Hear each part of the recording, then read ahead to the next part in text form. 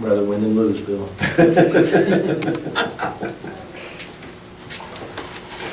It was a great challenge, though, wasn't it?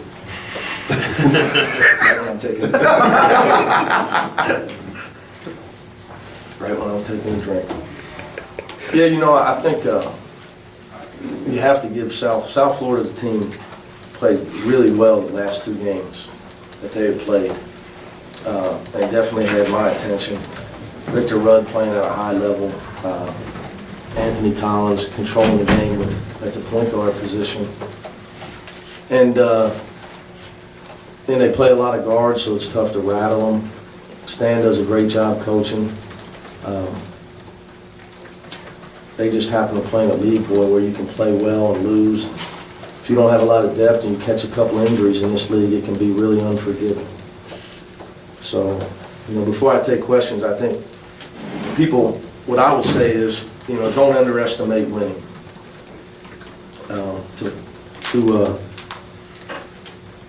To continue to have a successful program, it's not a God-given right.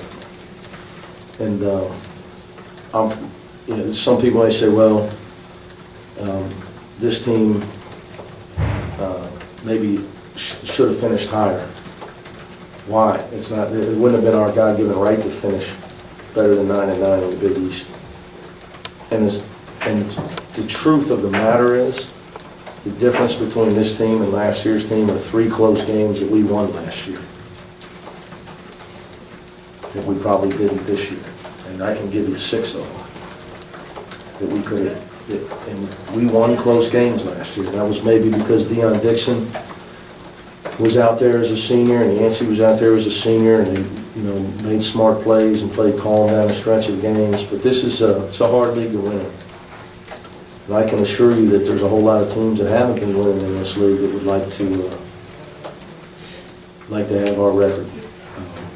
So with that being said, you know, we needed to win today. I was really proud of the guys where they hung in there. So a lot of things didn't go our way. A lot of things didn't go our way. From Victor Rudd playing like an NBA player in the first half, to us struggling on offense and a lot of illegal screens in the first half, 11 first half turnovers, to just continue to play hard and believe in each other. So I'm really proud of the guys and their effort today. About the game that Sheck Luge put in, especially with his parents here. Well, it was great. You know, Sheck, I can tell you, you know, he made, the one thing about Sheck, he can block shots, and he's a great kid. What's hard for the kids like Sheck, he reminds me a lot of Adam Rizzani, the speed of the game when you grow up and you don't play basketball growing up, it's just so hard for those guys to get comfortable on the offensive end. And I'm sure he would, you know, he and I both would have hoped that he could have had a more productive senior year. But he continues to try and give his best effort. And at times I get frustrated with him too much. Because I got to be able to gauge if he's giving me everything he can give me. And I asked him at halftime, and he got to give me rebounding. And he gave me 9 in the second half and overtime. And that's what he's got to give us. And he continued to get himself to the foul line, because he is a good free throw shooter. If he doesn't give us 9 and 8, we don't win the game. So he had none and none at half, I believe. Right? I know he had no rebounds at half. He had a jump shot, first 2 points. Did he? And that's a good shot for him. Second half, he went in and out on it. And he had another one. He didn't square up and look at the rim late in the game. But yeah, his effort was tremendous, and it was great that his parents could be here. And yeah, it's not obvious. They've been here for a little while. Obviously, not an easy thing for them to get here. When you're down 8 with 3-4 minutes left, can you see something triggering into this guy's, like, a determination take over, or is it just things just happen? Play harder on defense, and we got to play that way. And I thought Shaq Thomas infused energy when I went to him. You know, I thought this was a game that we really needed Justin Jackson. he just wasn't ready to go. He would have done it, but I don't know if he'd been able to play next week if I'd have let him play today. And Shaq, I thought Shaq gave us some great energy on the defensive end there for a little bit. Obviously a big leg bucket, but he likes to press. We have some other guys that they don't like it as much. It's not where I just think Justin's energy infuses into his teammates. I thought we were lacking that today more so than we had the last couple of games. You expect him to play next week then? I'm hoping. It's not the same as expecting. Yeah, I'm not a doctor, so. I think, until he gets he's got to be able to practice a little bit without swelling up really bad. He had his bad ankle. It wasn't a high ankle sprain, it was bad ankle sprain as you could have. And the problem with it was his second time, so it was already sore when it happened. So hopefully he'll be able to play. But I thought Shaq, in minimal minutes really helped us. How much do you think offensive rebounding really Huge. changed it for you guys? Again, for us, we've got to play great defense, and we have got to take care of the ball, because when we don't take care of the ball, you can't rebound the turnover. For us to win, we've got to play great defense, and we've got to get shots off that we can rebound. And we've got to have a mindset that we have got to be an offensive rebounding team. Again, that's Justin. Where that's his mindset as a player. And, we were imploring Park and Titus to get in there. That was the difference in the game for us. We don't win if we don't get on the offensive glass. I don't think there's any doubt about that. Coach, do you feel like this is an important win?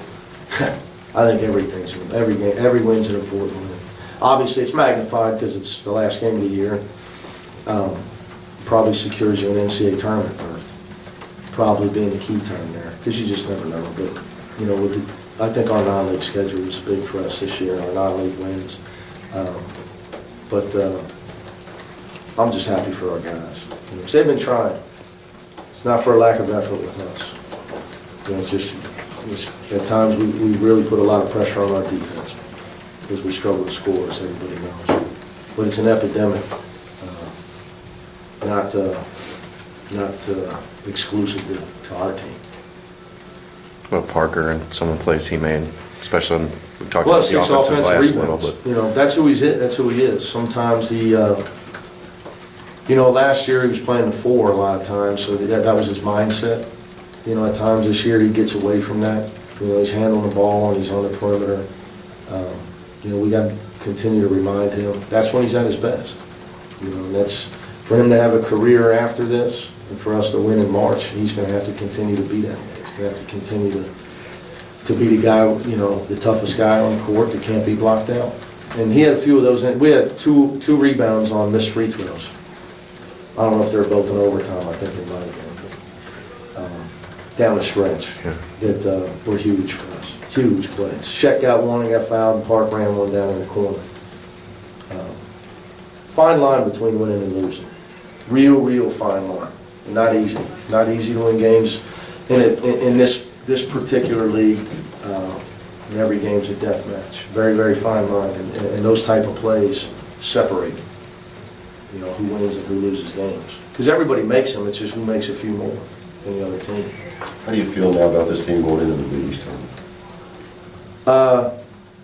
Well, I'm already thinking about Providence. As far as us, I'm hoping to get Justin healthy, and we have got to define how we're going to win and make sure we know it, and we're going to get knocked out. If we don't play great defense and have great rebounding and take care of the ball and have single-digit turnovers, we can't win the Big East championship. We're not going to go win the tournament. The way for us to win the tournament: low turnovers, tremendous defense, and extra effort on the glass, multiple people on the glass. We've got to get that done to give ourselves a chance to win, because I know the kids want to, but nobody's going to stop at Alex Eppensteiner's assist. Stroke of genius starting in one. Stroke of genius. Starts at the top, Bill. Starts at the top. Real quick, the last few Starts at the years, top and you lose too, by the way. you guys obviously the last few years have had a lot of success in New York. What do you think is the key to that? Why has that been? Yeah, I don't know, you know, hard to say. I mean,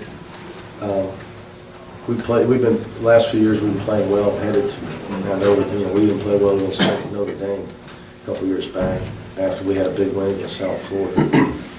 But we won 2, we won 1, and we won 2. This year, we need to win 4. You know, I was, again, you know, mental toughness. You know, guys that believe that they can win. Which, with this team, you know, I got to do a better job of trying to get these guys to believe in our formula. You know, there's times where, with us, I think that we worry about mistakes and, well, you know, we get afraid to lose at times. But I think that, you know, with this team, in fairness to them, when you start out the way we started out, and you end up losing so many close games, and it's like you're just so worried about losing.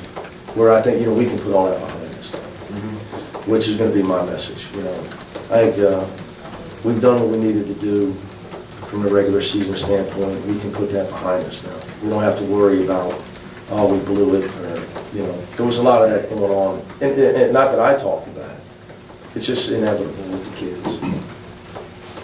So you can't play to lose. Scared money never wins. Can't play not to lose. You got to play to win. That's how we got to go up there and play. Thanks, Coach. Thanks, guys. Thanks, Coach.